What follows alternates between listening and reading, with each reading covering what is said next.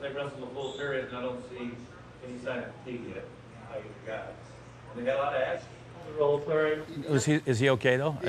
So it's good that I was not looking so happy. Yes, yeah.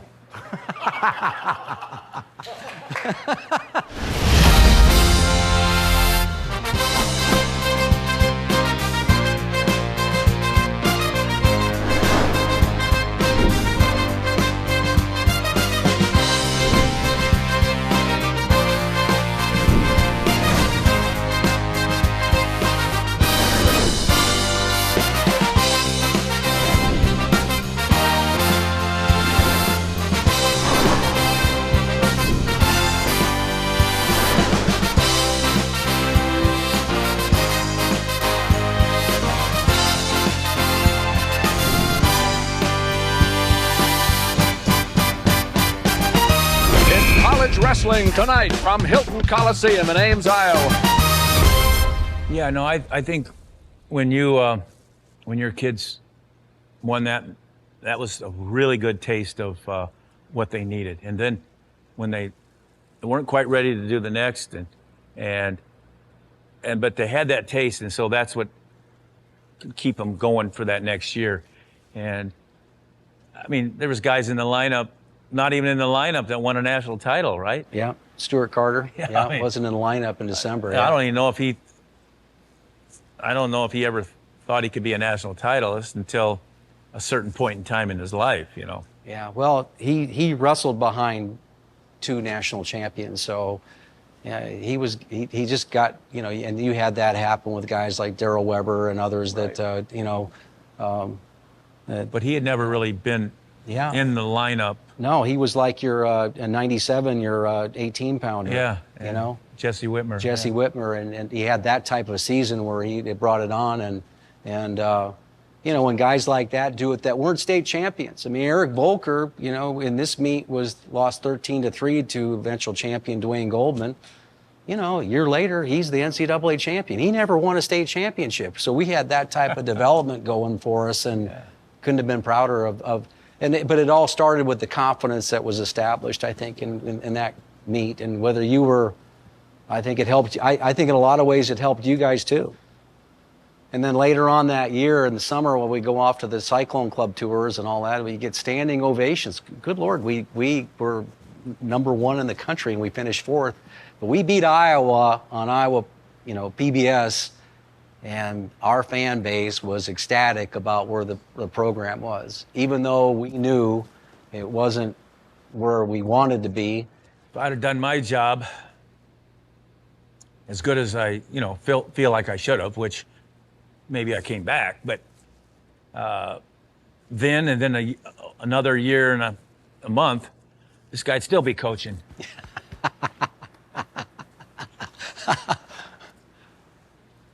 We came back again after a certain amount of time and accumulated a lot more titles. So it was.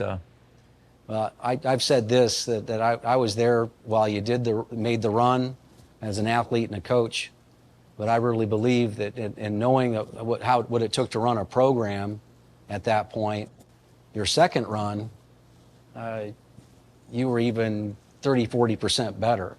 I mean, I was more seasoned, I can tell you that, and I knew that I was more likely to catch a mistake ahead of time instead of after. Parker, back. Yeah. Hey, come on, let's go. Okay, go ahead and roll. Parker, fine? Yeah. We're rolling. He was in the happy van, and you were on there with him. Rico was in there. Goldman was in there. Then there was the sad fan. Yeah. Yeah. Anything you remember about him? Well, I don't know if that happened on purpose or Gable said, no, you're in that van and you're in that van. That probably what happened. I would imagine that's what, you know, we're going to put you guys over here and the winners over here. The van rides back, that just happens. You get guys that, they want to be around their guys. They got a couple hours, have fun if you've won, and everybody's going to do that. That's a natural thing that I remember the guys do it. These guys all won. They want to laugh and, you know, eat and drink Gatorade on the way home and all the things they do. The other guys are going to sulk. And, you know, you're not going to be happy, and, you know, Gable's in that van or he's not in that van. You better not be celebrating too much or laughing too much after you get your butt kicked. And kind of that's the way it is, but that's pretty normal in sport.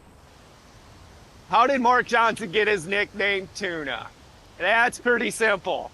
That's all he ate. Tuna! Yeah, that was, you know, I think about it, that was a great time to be a part of that program. It really was. Which involves a lot of tuna fish. So that's what I'm going with. So when I got to Iowa, you know, being a Rock Island guy, everybody called me Porky. Since I was a kid, I was Porky. I get to Iowa, my mom, I go to grad school there. My birthday's in September. My mom sends me a case of tuna fish. I ate tuna fish every day. I was just one of the guys. I watched weight. And so the guys started calling me Tuna, and it stuck. So I'll be here in Champaign, and somebody say, hey, such and such said to say hi to Tuna. I said, oh, sorry, no, it's an Iowa guy. So all of those guys, I'm sure when they talk to, they call me Tuna. When some of those guys, some of them will coach, but most of us, you're assistant coach, so you're close to them. Most of us all Tuna. No. But it's great memory. I love that nickname. It's like Porky. I love Porky when my buddies, my hometown buddies call me Porky. It's like the tuna thing. You know, it's nice. That's all he ate. Went to Hungry Hobo one time with him. I ordered a sandwich. He ordered tuna, just in a bowl. That's tuna. Clap in front of your face and say, marker. Marker. Okay. I was probably the only one on the team that didn't have to hide his girlfriend. After what? Hide his girlfriend. Shoot. I was that tough. Now everybody else, they always had to hide their girlfriend. The only problem with that is when we would do camps out in Oregon, intensive camps. At least if I was in a room, I could leave when I started hearing the I'm gonna. Try sitting in a van for 33 hours listening to I'm gonna. Wow, that's a great cathartic story. Royce Alger came up on my radar the first time I met Royce, but we were probably in 3rd or 4th grade, I would imagine. And Royce might not even remember this, but I remember, I won the tournament, and I don't know how Royce did, but we were downstairs in the locker room getting ready to go home. And I had this huge side ache. I mean, it was like I was in pain. I barely made it home. And I'll tell you what Royce did. He helped me get dressed. He helped me put my underwear on, my pants on, my shirt on, and he damn near carried me to my mom's car. That was the first time I've ever met Royce, and we've been friends since. Oh, Greg Randall. Greg Randall, people ask me who I think was probably one of the best high school wrestlers. Greg Randall has to be up there. I know his record. I think it's 116-3. Okay, I do know he won junior nationals when he was a freshman.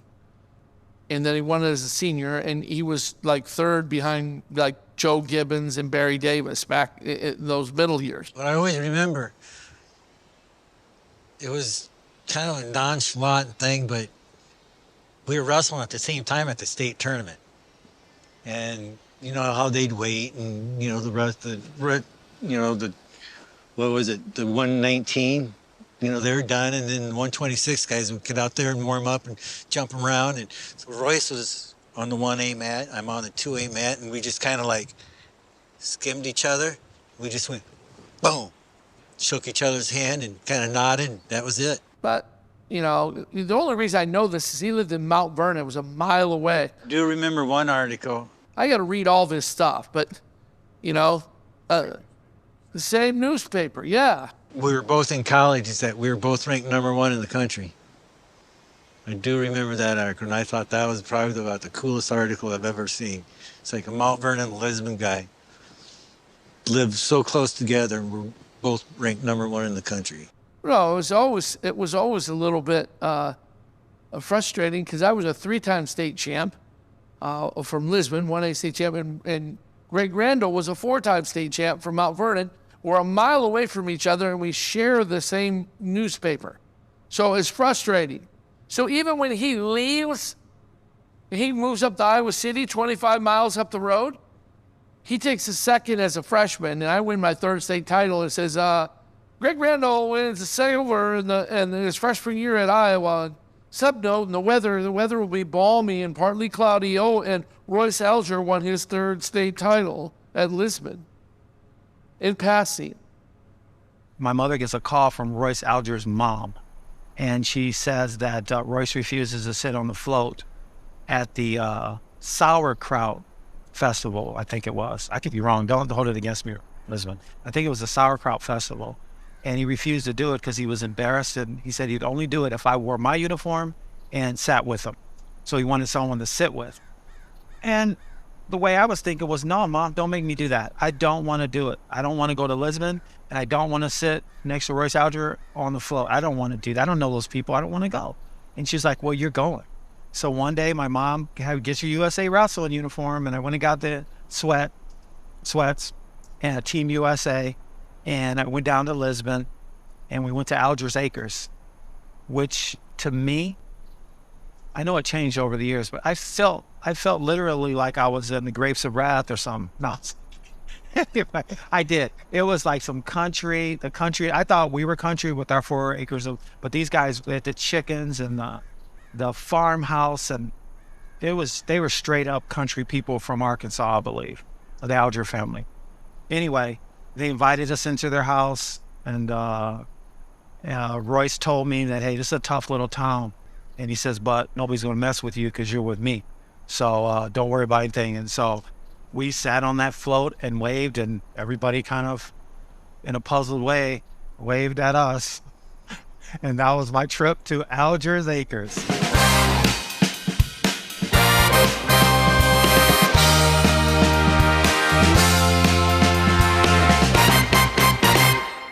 Yeah, so I was wrestling at Northern Iowa, and there was a class offered at University of Iowa. It was a ROTC class worth 5 credits, and I was trying to pad the GPA a little bit. So I take this ROTC class, and I'm a broke college student, not on scholarship or anything, trying to get my grades up, and I didn't have a place to stay. Actually, a couple of guys from Northern Iowa, we signed up for the class and just drove to Iowa City, and we ended up breaking into the dormitory. It was a summer class, and we're sleeping in there, and the cops came in, and the campus security came in and ran us out. Luckily, I was taking a class with Royce Alger and Rico Chiparelli, I believe, maybe Randall. There's a couple other Iowa guys, but I got to know them, and they were really good about taking us in and taking care of us. I remember I was sick at one point, and Royce took me into the training room and got me some medicine. And, and that's one thing about being in Iowa. People are just so great out there. I think it's the farmer mentality where they take care of each other. And it was no different with wrestling. We were on different teams, but he took really good care of me, and those guys were all really friendly. We hung out together after class, and it was a good experience. Jeff, get me up to speed. Get over here and rub my shoulders. Yes. Gosh, I remember a couple weeks before that, or maybe that was the conference tournament when we went down to Oklahoma and we put it all together. We ended up going to a bar to unwind, and it's singing. Yeah, I think so. We had so much fun. That stuff was so fun. And if your party needs pep, we can. And it was fill in the blanks, and all of a sudden I'm up on stage. Yeah, I think Jeff started it. The band was Fill in the Blanks, by the way. If you remember that, I remember it clearly. And all of a sudden we're rocking out. We had a great time that night, and after that I knew I was in for live music. I'll tell you a good story. It's a story that you couldn't do in this day and age of coaching, and it's not anything against the law. But I remember after the Big Tens that year. Of course, the Big Tens finished on a Sunday, and we came back, and I think it was in Minneapolis. I'm not sure where it was, But we came back, and Gable said we were going to have practice that day at the sports column. And so it was Monday afternoon, and Gable knew the owner of the sports column. And so, we didn't leave for the NCAAs for 10 or 11 days. But so we had a party at the sports column. It was kind of a private party. The wrestlers could come, and some of their friends could come, and their girlfriends could come. So it started at, I think, 6, and it was a good, long team practice that day. And some of our finer guys had a rough night, but it was a well attended party and a well-liked party. And when we went back to work on Tuesday, and we crushed it from Tuesday to when the first round started on Thursday. But I think that was kind of the beauty of Gable, and I kind of say that, and I'm sincere when I say that, is Gable knew when to pull back. The day after our first practice back wasn't a good practice for me. I wasn't feeling well. I did some things I shouldn't have been doing. Be honest with you, I stayed out late. Too many barley pops. The cast of characters. Very, very good word. A lot of characters, but they were all. There was a lot of champs on that team. So, just getting to be a part of that and watch how that was all put together and worked when it did come to Iowa City for NCAAs for them. It was a lot of fun to be a part of. The Oyster Bar was 2 blocks down, 3 blocks over, and it was, I've never seen, we had some pretty good supporters, back in the time, and I remember Ron McMillan, who was a little heavier than what he is today, and all of a sudden he's on Ed Bannock's shoulders. And being on, it was just, it was kind of a blur that night because all of a sudden you're trying to take it all in, but it's just a blur. It's just, I can't really, I don't have anything to say. All I remember is 2 blocks down, 3 blocks over. I don't have any recollection of that happening. None whatsoever. Maybe it's the headaches from the migraines, from the post-concussion. I don't know. Just saying. That comes in handy. You guys. Oh, I don't know about that. Rolling. Okay. Shake and bake. Oh, wait a minute. Iowa PBS. What did I say? IPBS. IPBS. That's how we do it. Iowa PBS. All right. That was... Yeah, so I always knew he was going to be a man of the cloth. God answered some prayers. I stayed right down there, right below him. The cage. Oh, God. Me, him, and Joe, man, we went hard for hours. Oh, it was great. Remember we had that Adam dummy against the wall, and I remember tackling you, and he scrambles out, and I tackle him again, and he went behind the dummy, and then I go to tackle him, and I hit the dummy, and he came out on the other side. There was just no quit. We just never stopped. We're on the, our mats were about a 1/4 inch thick anyway, but against the wall, you never stopped on the wall, ever. Wall was legal. We had a tiny wrestling room. You wrestled off the wall. You wrestled off people. You never stopped. There was no excuse. You got kicked in the face by 2 guys from sided. There's just no excuse. It was great. That's what should be on tape. Was those days. It was just fabulous, and it was so much fun. And those really are great memories to me.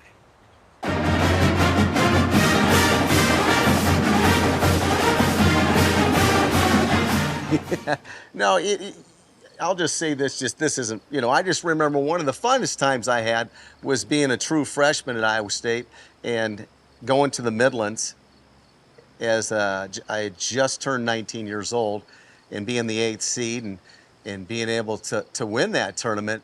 And we were training real hard because we had Chris Campbell in our program, and Chris Campbell did a lot for my brother Jim and I. He trained us, he worked with us, special sessions, drilling, and just someone that we really respected in his approach to the sport of wrestling, and really benefited us. But we saw the fruits of those labors when we went to the Midlands, which is probably the toughest tournament in the country, and we went over there and beat Iowa in it, and and then you saw a chance of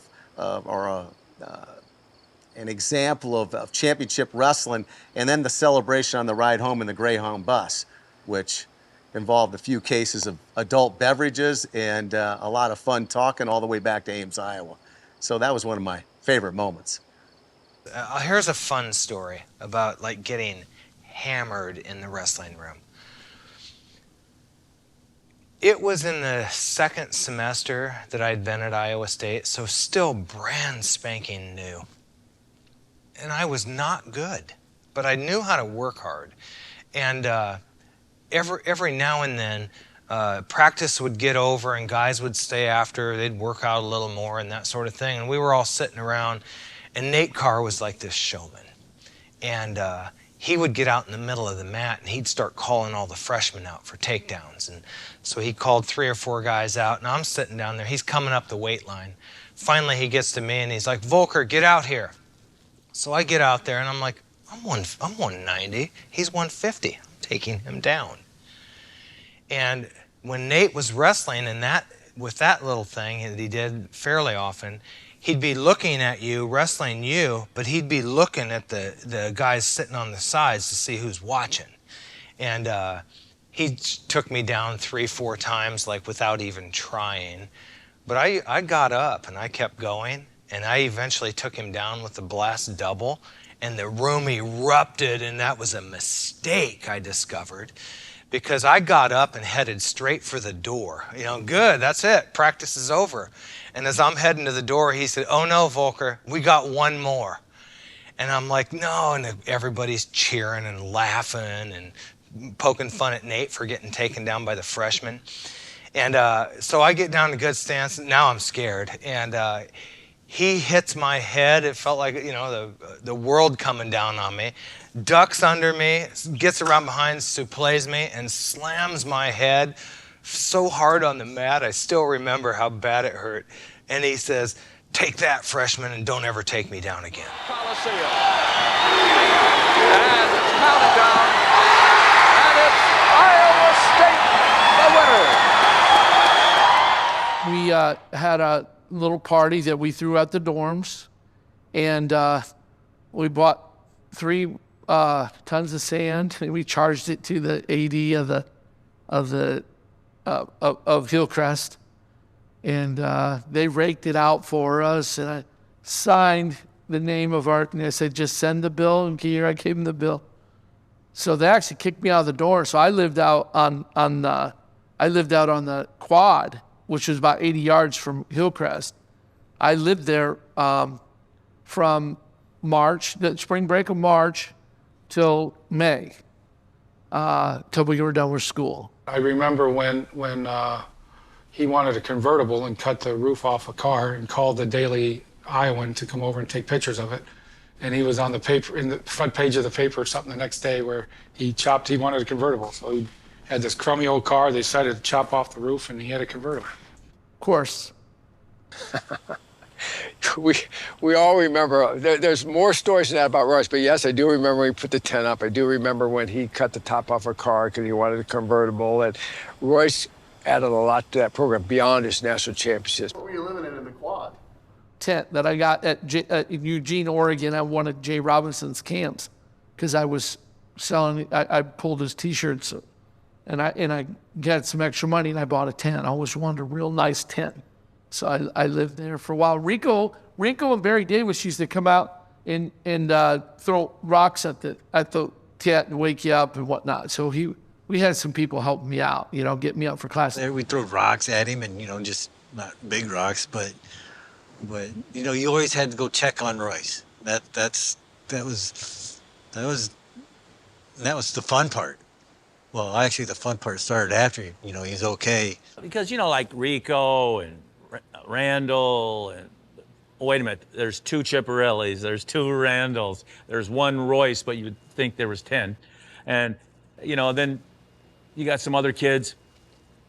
That's a lot of guys that are very confident, and if you don't really corral them well, then it could go the wrong direction. See, this is a tribute to Dan Gable. A couple of weeks ago, he loses the dual meet against Iowa State. Now he has 5 guys win the national championship.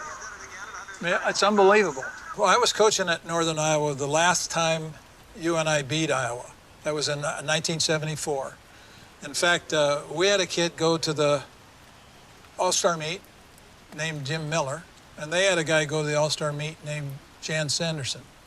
And so we both had one of our stars out of the lineup, but I had Tom Garcia, who had won the Division II national tournament, in placing Jim Miller, and they didn't. So that made a big difference for us. But it was the beginning of Dan Gable's start as an assistant coach at Iowa, the movement of Iowa to the top of the, basically the world wrestling, at least the college wrestling in Iowa, and then in the nation, started with him as an assistant, and then Kurtelmeyer decided to get out, and if Dan would be named the head coach, and it began. But it was in fact, in that dual meet, it was held in our old gym up at Iowa Teachers, Northern Iowa now. Keith Young was the referee, and when he was a friend of mine, and when he got done with the dual meet, Randy Abdig, I think, beat Jim Washek. Jim was the heavyweight at Cedar Falls, one of Keith Young's guys. Randy was from Eagle Grove. Keith Young said, "Step forward and shake hands." When the match was over, and he said it sounded like this. He said there was so much noise I couldn't hear myself say, "Step forward and shake hands." Maybe it doesn't. The sport doesn't have this effect on everybody. Wrestling, what it taught me was assertiveness, and just being forward in your thinking in terms of confidence. I don't know if that wasn't good, but anyway.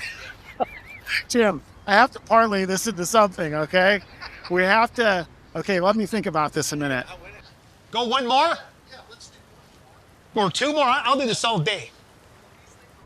I'm really starting to get like this. We can stay here all night if you want. It's good. Yeah, man, I'm going to be a TV anchor. There you go.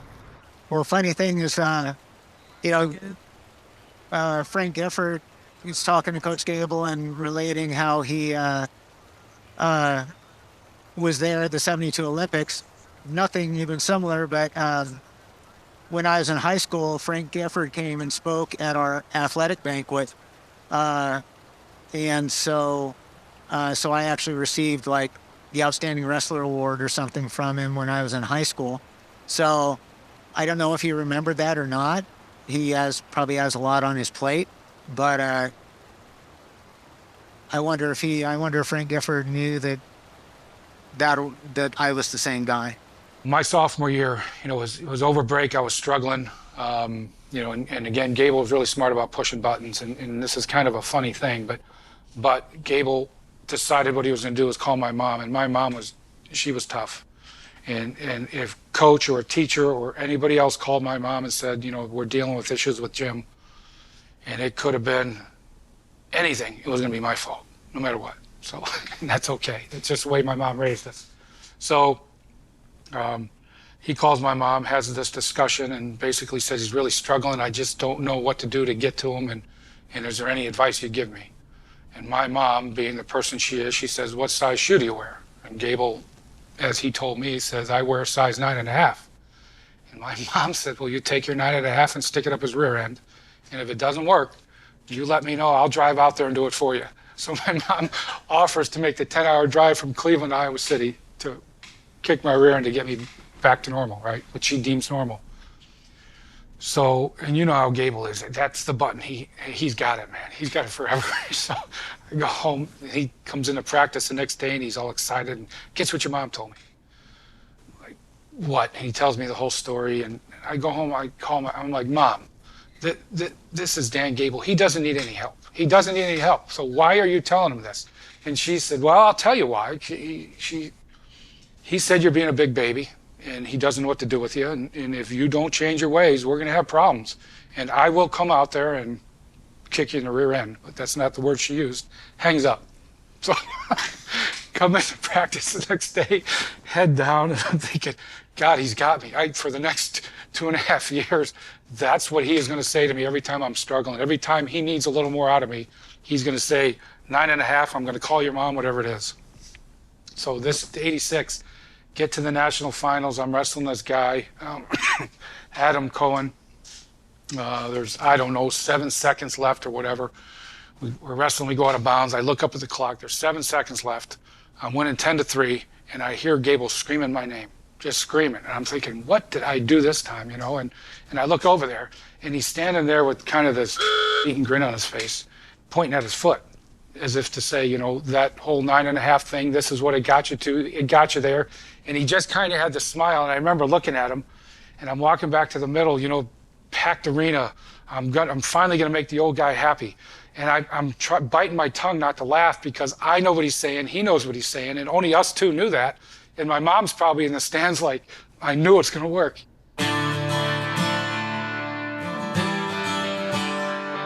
Yeah.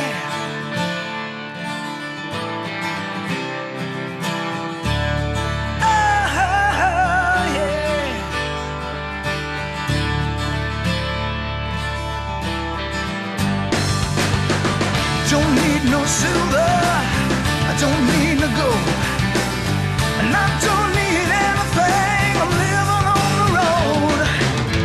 I'll take the wind and sky, the cold rain on my skin.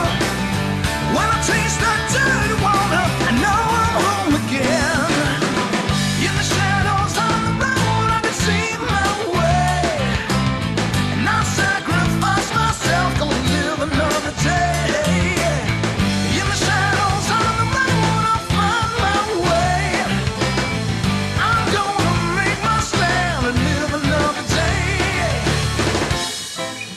Live another day.